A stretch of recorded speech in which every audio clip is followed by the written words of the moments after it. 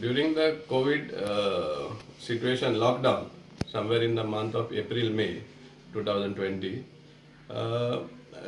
lots of people were stranded and migrants especially, and government had asked local bodies to provide them food, cooked food and all some basic necessities.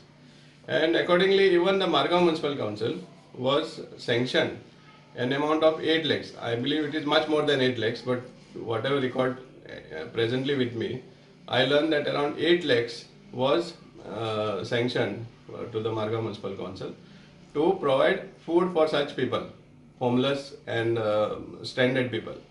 And on 23rd of April, the chairperson put up a note saying that 25 councillors of Margao Municipal Council have procured dry ration for the purpose of cooking meals and distributed the same in their respective wards.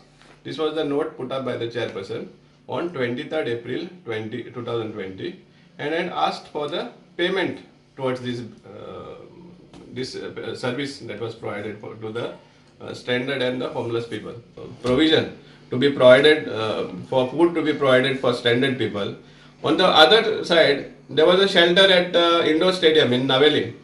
There, the people, the authorities manning this shelter, were seeking cooperation from the NGOs and the social organizations to provide food for those people.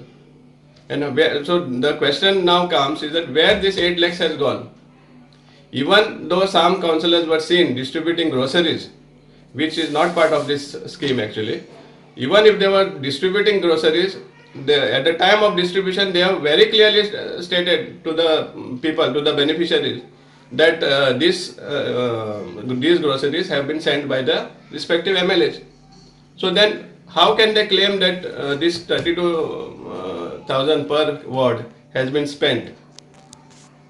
We have also asked for information with respect to the list of beneficiaries and the certified copy of the order that was sanction order of the government.